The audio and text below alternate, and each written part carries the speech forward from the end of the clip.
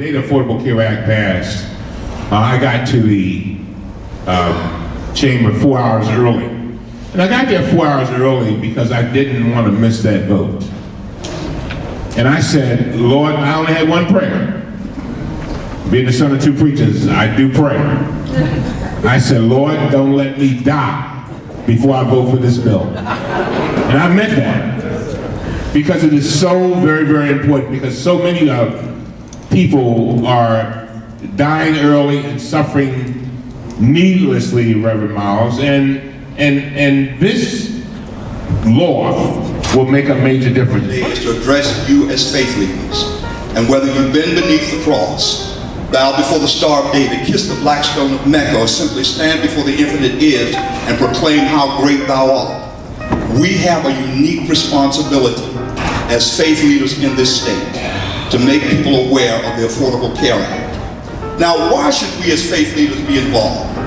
First of all, it's the morally right thing to do. We are challenged to do justice, to love mercy, and to walk humbly with God. And whenever there are people who are being locked out of a system so vital to their existence, faith leaders, regardless of their creed, ought to stand together to say that this shall not be in the state of Maryland. We should be involved intimately because this is the morally right thing to do. Secondly, it's because health issues affect all of us. It doesn't matter what your faith is. You need adequate health care and adequate health care coverage. So it's a health issue that affects us all. And it is a social justice issue that challenges all of us to stand on the side of right, to stand and speak for those who may not be empowered to speak for themselves.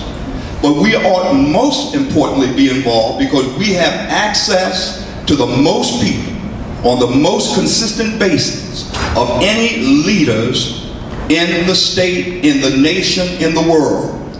I don't know any politician who could get someone to come every Sunday and listen to them talk. I don't know any corporate leader who could get a crowd to come unless paid to listen to them talk.